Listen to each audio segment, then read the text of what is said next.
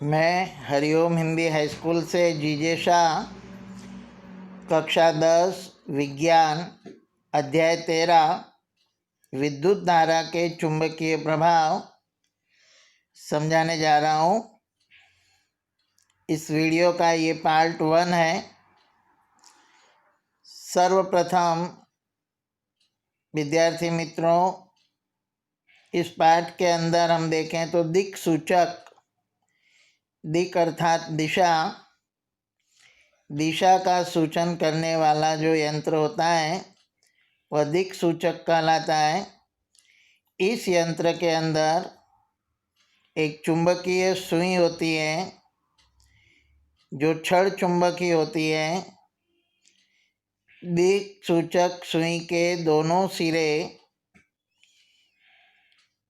लगभग उत्तर और दक्षिण दिशाओं की ओर संकेत करते हैं।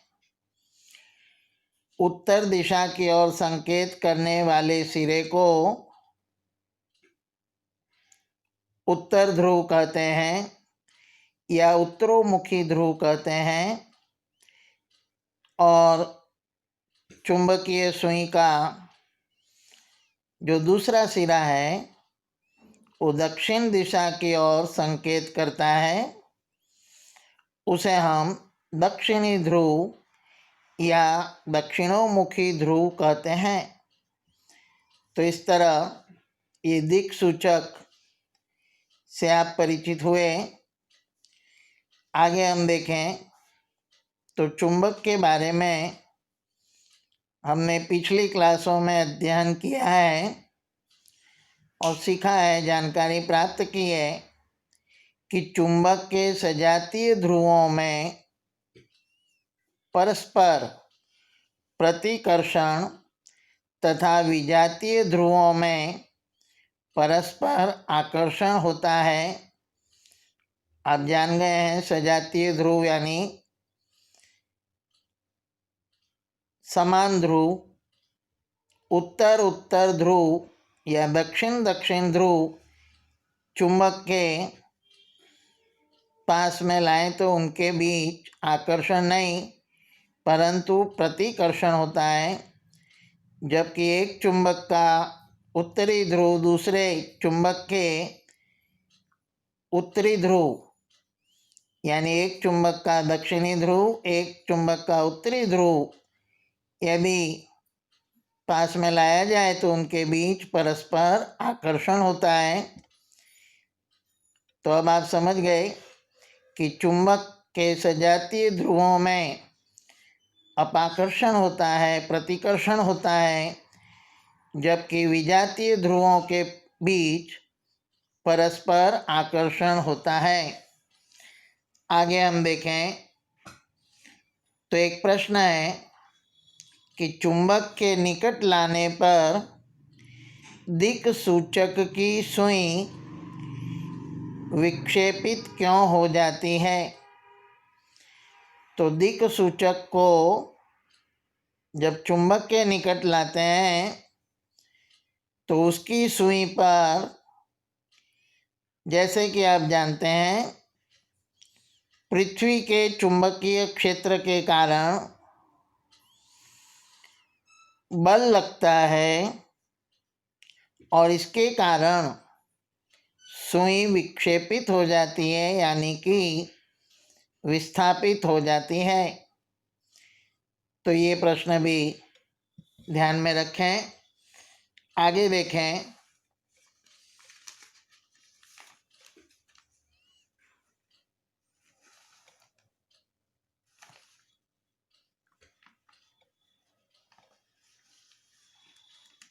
तो चुंबक के आसपास चुंबकीय क्षेत्र रेखाएं कैसे प्राप्त की जाती है, इसके प्रयोग का हम वर्णन करें तो सबसे पहले एक ड्राइंग बोर्ड लेंगे, उसके ऊपर एक सफ़ेद कागज़ को चिपकाएंगे और इस कागज के बीचों बीच एक छड़ चुंबक रख देंगे। छड़ चुंबक के चारों ओर एक समान रूप से लोहे का चूरा बिखेर देंगे, छितराएंगे और फिर बोर्ड को धीरे से थपथपाएंगे।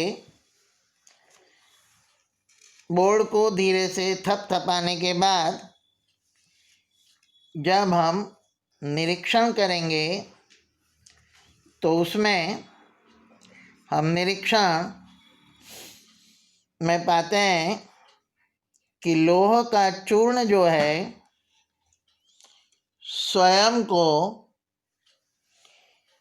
चित्र में दर्शाए गए पैटर्न में व्यवस्थित कर लेता है, यानी चुंबक आसपास के क्षेत्र में प्रभाव डालने लगता है, जिसकी वजह से लोहे का चूरा एक बल अनुभव करता है, उस पर एक बल लगता है। इस प्रकार किसी चुंबक के चारों ओर का वह क्षेत्र उसके बल का संसूचन किया जा सकता है। उस चुंबक का उसे चुंबकीय क्षेत्र कहते हैं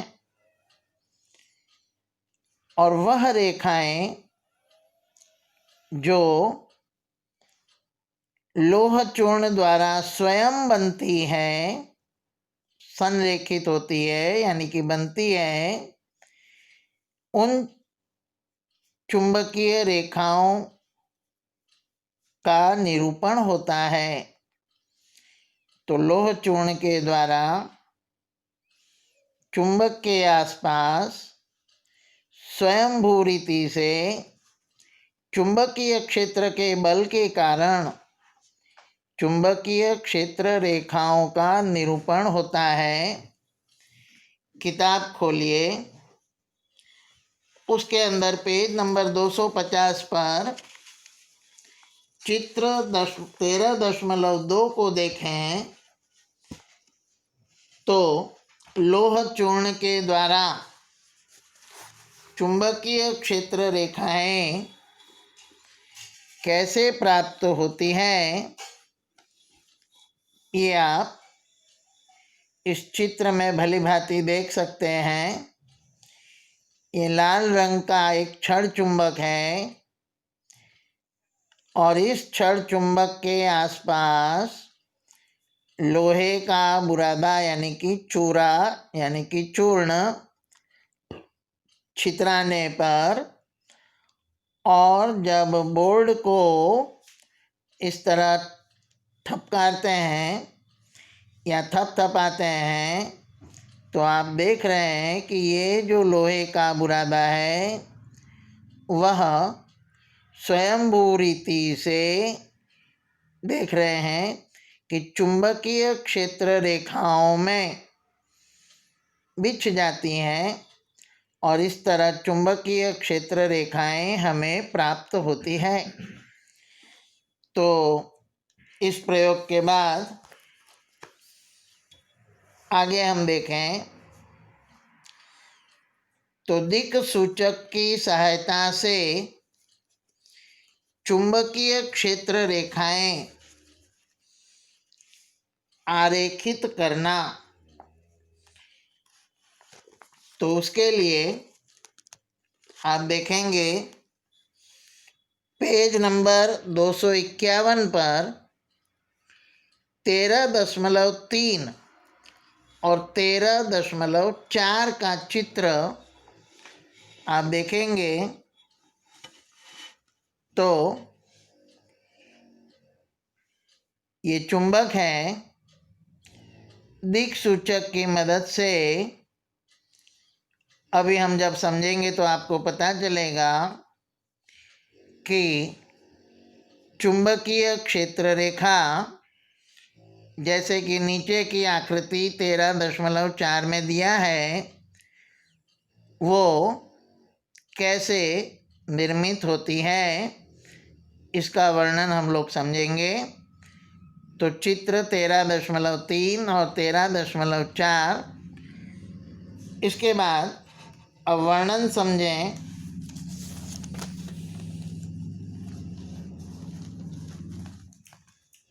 तो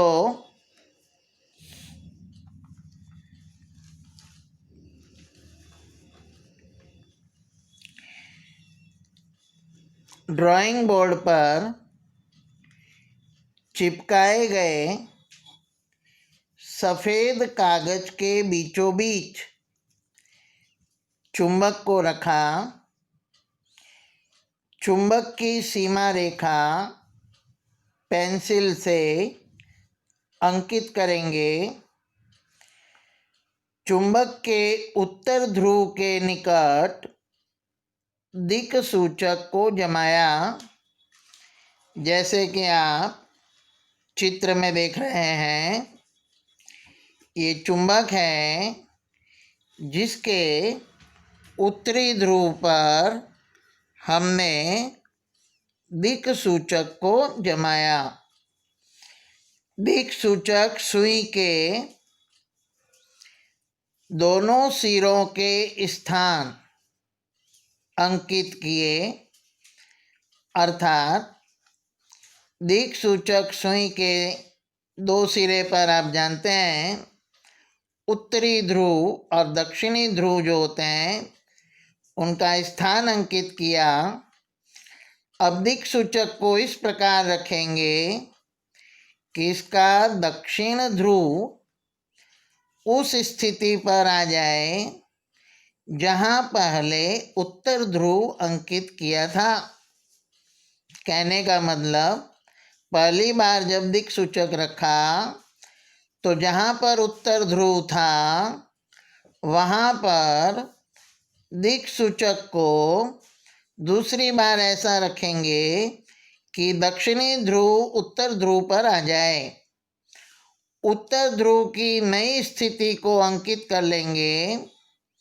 इस क्रिया को चुंबक के दक्षिण ध्रुव तक पहुँचने तक इस क्रिया को दोहराते जाएंगे।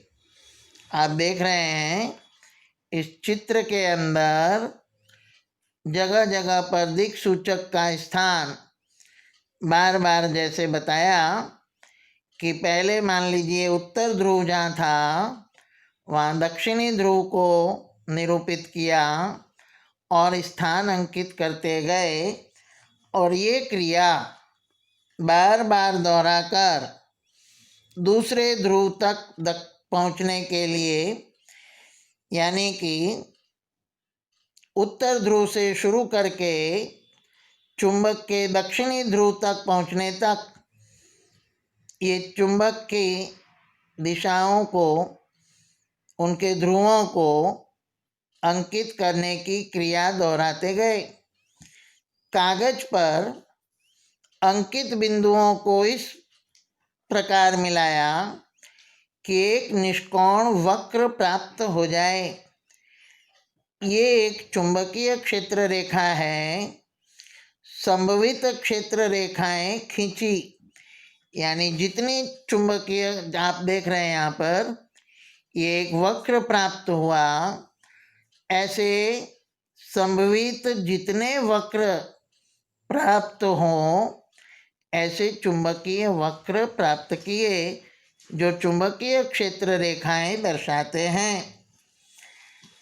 अब प्रेक्षण देखें तो चुंबक के ध्रुवों के निकट जाने पर सुई के विक्षेपण में, यानी कि विस्थापन में वृद्धि होती है। इसके बाद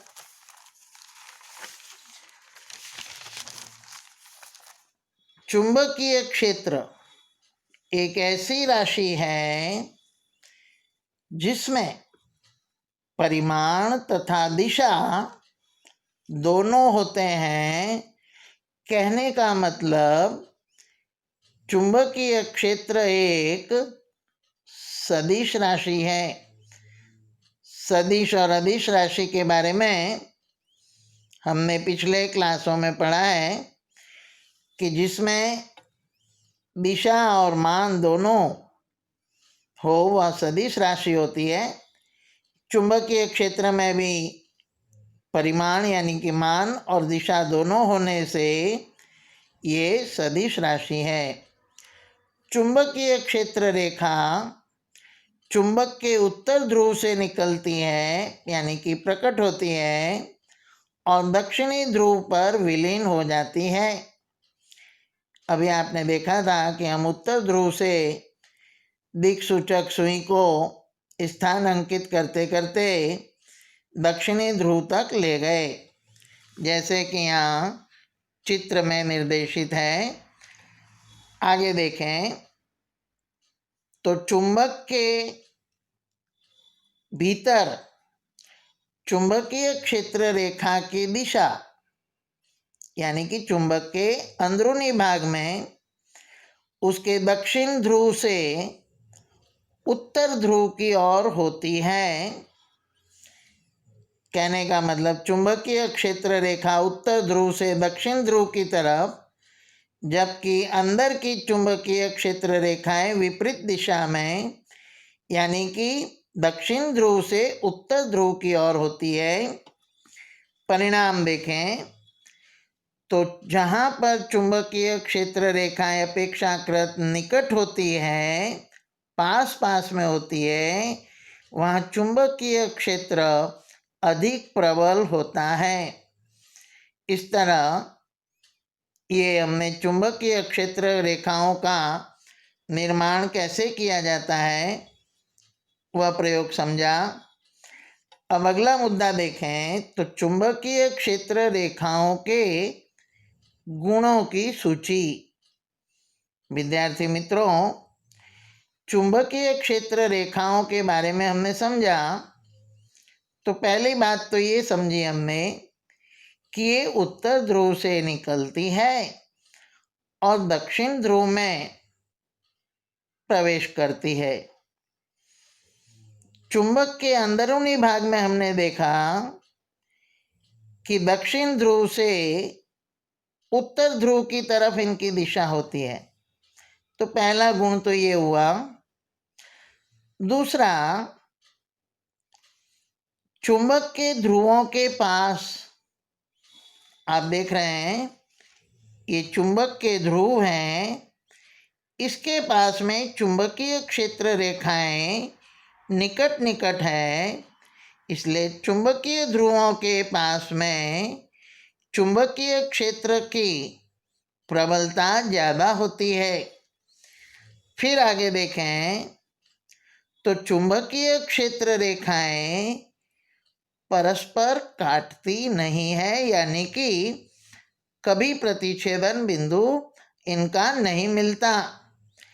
आप देख रहे हैं आकृति के अंदर ये जितनी चुंबकीय क्षेत्र रेखाएं ऊपर और नीचे बनी हुई हैं वे कहीं भी प्रतिच्छेदन नहीं करती है, यानी कि काटती नहीं है। अब क्षण चुंबक के चारों ओर चुंबकीय क्षेत्र रेखा का चित्र बनाने को हमको कहे तो पेज नंबर किताब के 251 पर चित्र नंबर 13.4 का चित्र हम बना सकते हैं, या मैंने जो यहाँ इस पेज पर चित्र बनाया है उसे भी आप देखकर ये क्षण चुंबक के चारों ओर चुंबकीय क्षेत्र रेखा का चित्र बनाने का प्रश्न पूछे तो इस तरह उसे बना सकते हैं। तो इस चित्र बनाने की प्रैक्टिस कीजिएगा। आगे देखें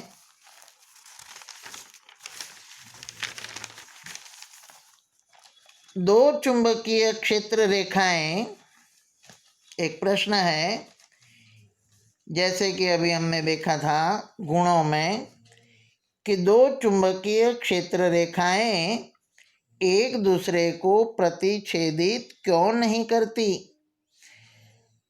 तो दो चुंबकीय क्षेत्र रेखाएं मान लीजिए कि परस्पर प्रतिच्छेदन करें, तो प्रतिच्छेदन बिंदु पर दिक् सूचक को रखने पर उसकी सुई दो दिशाओं की ओर संकेत करेगी, जो इसमें संभव नहीं हो सकता।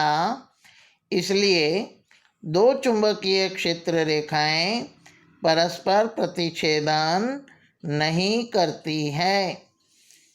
अब आगे देखें तो चुंबकीय क्षेत्र में किसी विद्युत धारावाही चालक पर बल, यानी कि चुंबकीय क्षेत्र जहाँ उपस्थित हो वहाँ यदि किसी चालक में से विद्युत धारा पसार हो जाए तो चुंबक पर बल आरोपित होता है। ये हमने पहले जाना है। अब आंद्रे ने यह बताया कि चुंबक भी विद्युत धारावाही चालक पर समान परंतु विरुद्ध दिशा में बल लगाता है। तो अब आप समझ गए दोनों मुद्दे।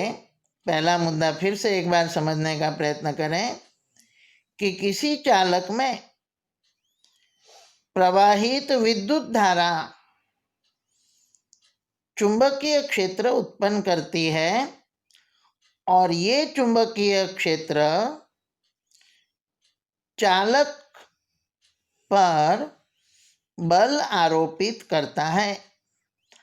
और इसके विपरीत कि चुंबक भी विद्युत धारावाही चालक पर उतना ही परंतु विरुद्ध दिशा में बल लगाता है।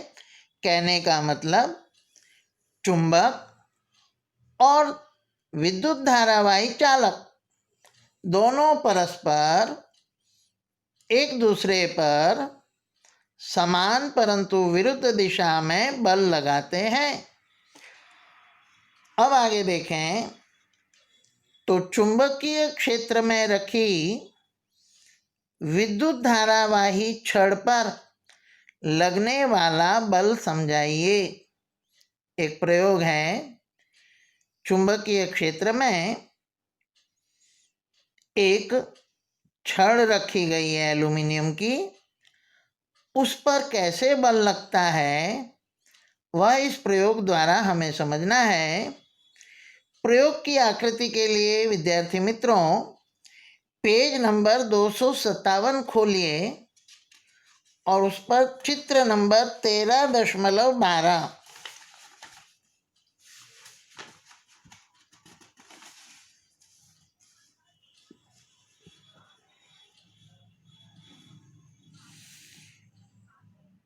तो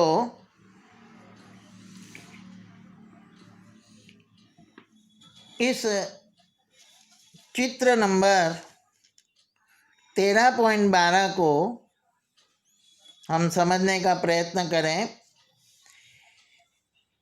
एक 5 सेंटीमीटर लंबी एबी एक छड़ ली। इस छड़ को एक नाल चुंबक, जो आकृति में लाल रंग से दिखाया है, नाल चुंबक यानी घोड़े की जो नाल होती है उस आकार का चुंबक, नाल चुंबक के बीच में ये छड़ रहे। इस प्रकार दो संयोजक तार की मदद से छड़ का ए सिरा और छड़ का बी सिरा संयोजक तार की मदद से बैटरी, कुंजी और धारा नियंत्रक के साथ उसे जोड़ा जाता है और फिर उसमें से विद्युत धारा पसार करने पर छड़ पर कैसा बल लगता है उसे हम समझने का प्रयत्न करें। तो आइए अब हम इस प्रयोग को विस्तृत रूप से समझें। तो चित्र हमने समझा। अब एल्यूमिनियम की 5 सेंटीमीटर लंबी छड़ ली। छड़ को जैसे कि अभी बताया था, 2 संयोजक तार से स्टैंड पर क्षैतिजतः यानी समक्षितिज लटकाया।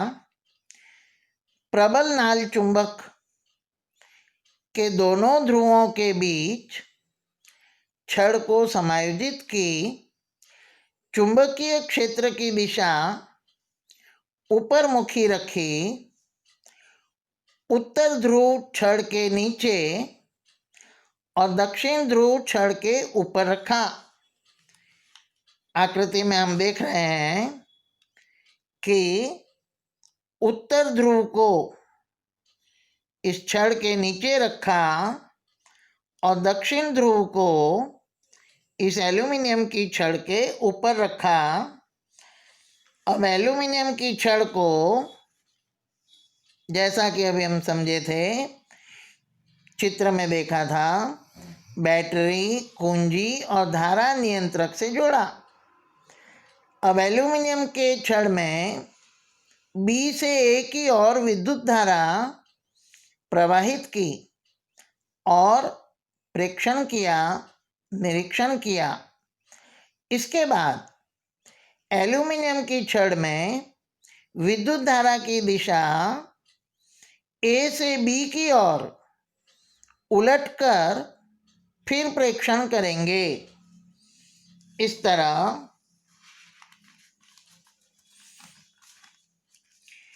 हम निरीक्षण कर देखें तो पहला प्रेक्षण कि जब धारा में बी से ए सिरे की ओर धारा प्रवाहित हो रही थी तो छड़ बाईं ओर सरकती है, यानी छड़ का विस्थापन बाईं ओर लेफ्ट हैंड की तरफ होता है।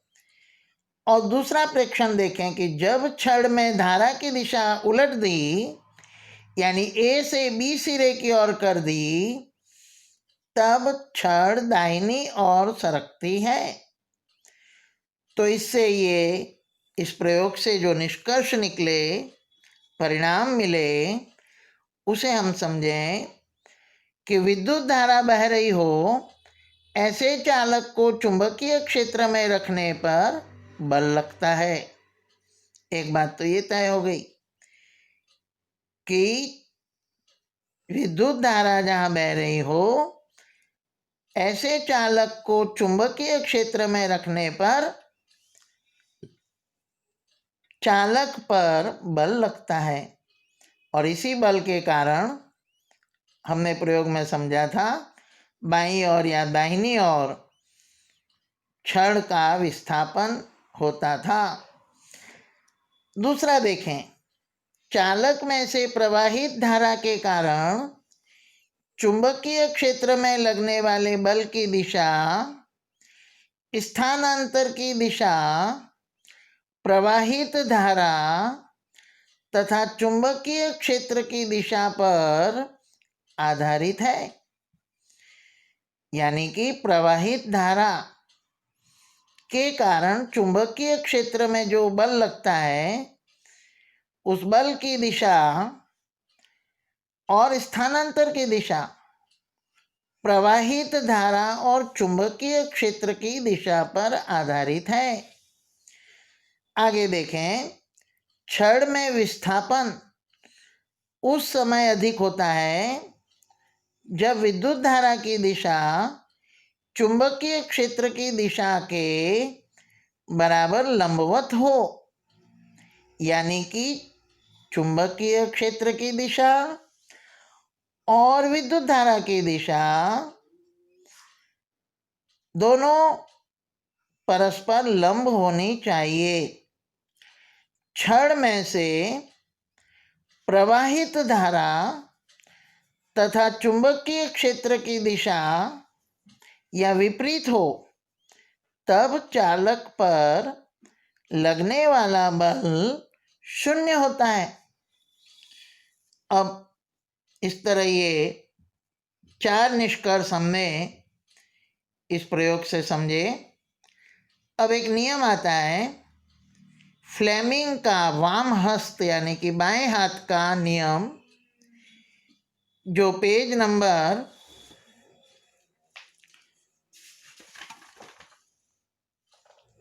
258 पर, पेज नंबर 258 पर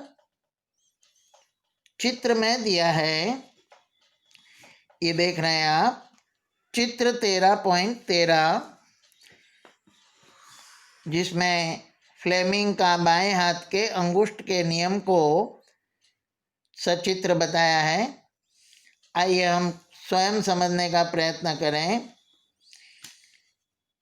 तो अपने बाएं हाथ की तर्जनी, ये हमारा बायां हाथ है जिसमें इसे तर्जनी उंगली कहेंगे,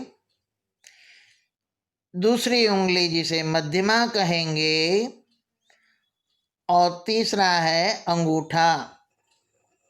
अब आप देखेंगे कि ये अंगूठा, तर्जनी उंगली और ये मध्यमा उंगली तीनों परस्पर लंब है, जैसा कि इसमें दिखाया गया है। बाएं हाथ की तर्जनी मध्यमा तथा अंगूठे को इस प्रकार फैलाया कि ये तीनों परस्पर लंबवत हो। अब तर्जनी उंगली चुंबकीय क्षेत्र की दिशा दर्शाती है, मध्यमा जो है चालक में प्रवाहित विद्युत धारा की दिशा दर्शाती है। तो जो अंगूठा है वो चालक की गति की दिशा या उस पर लगने वाले बल की दिशा दर्शाता है। आप देख रहे हैं कि ये मध्यमा उंगली और ये तर्जनी उंगली, मध्यमा उंगली जो है वो विद्युत धारा की दिशा दर्शा रही है और ये तर्जनी उंगली हमें चुंबकीय क्षेत्र की दिशा बता रही है। तो इन दोनों के कारण जो बल लगता है वो ऊपर की तरफ अंगूठे की दिशा में लगेगा। तो इसे हम फ्लेमिंग का वाम हस्त का नियम कहेंगे। इसके आगे एक प्रश्न है, मुद्दा है कि ऐसे उपकरण बताइए जिसमें विद्युत धारावाही चालक और चुंबकीय क्षेत्र दोनों का उपयोग होता हो। तो विद्युत मोटर, विद्युत जनित्र, ध्वनि विस्तारक यंत्र, माइक्रोफोन तथा विद्युत मापक यंत्रों में विद्युत धारावाही चालक और चुंबकीय क्षेत्र दोनों का उपयोग होता है। आगे देखें तो अब कुछ प्रश्न हैं, जिन प्रश्नों के अंदर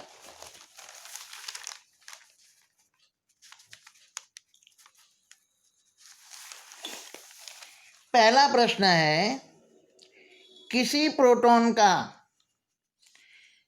निम्नलिखित में से कौन सा गुण किसी चुंबकीय क्षेत्र में मुक्त गति करते समय परिवर्तित हो जाता है।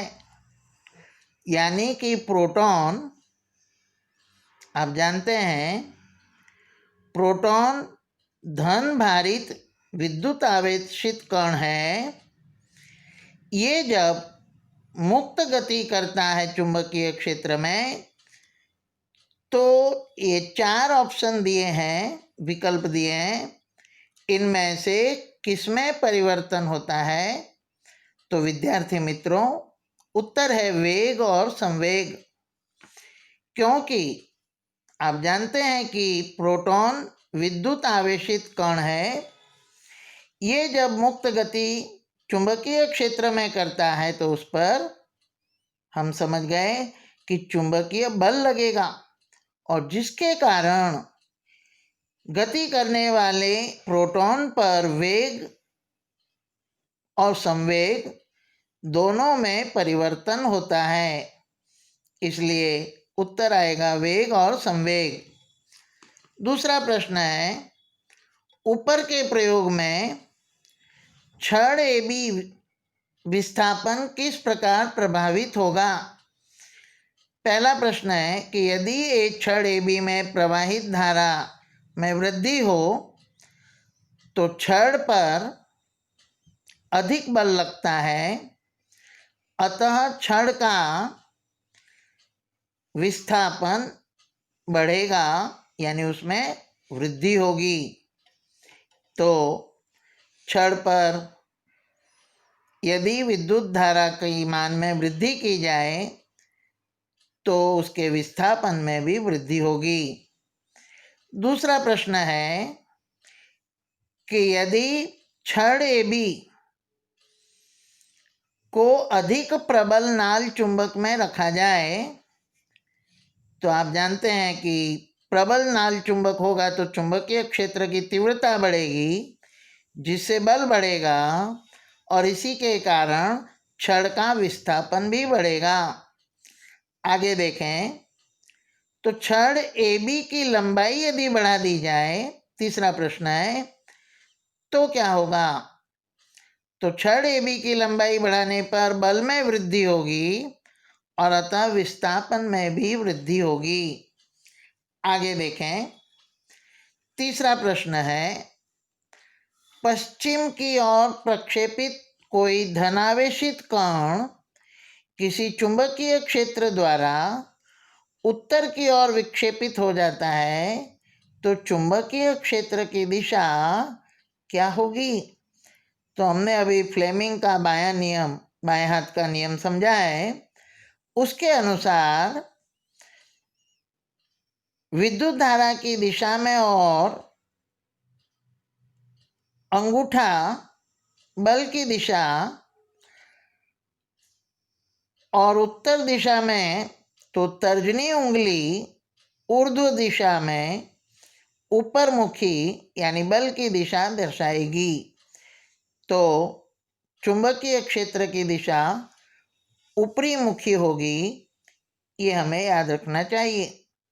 इस तरह प्यारे विद्यार्थियों, ये अध्याय 13 को हमने समझने का प्रयत्न किया। बोर्ड की परीक्षाएं होगी ही बच्चों, इसलिए हर वीडियो को ध्यान से देखें, समझें, नियम याद करें। और पिछले वीडियो भी यदि देखने रह गए तो YouTube पर गिरीश शाह के यानी जे शाह के नाम से सर्च मारेंगे तो पिछले पाठों के वीडियो भी आपको मिलेंगे, जो आप देख सकते हैं और अच्छी तरह पढ़ाई कर सकते हैं। घर में रहें, सुरक्षित रहें। जय हिंद, जय भारत।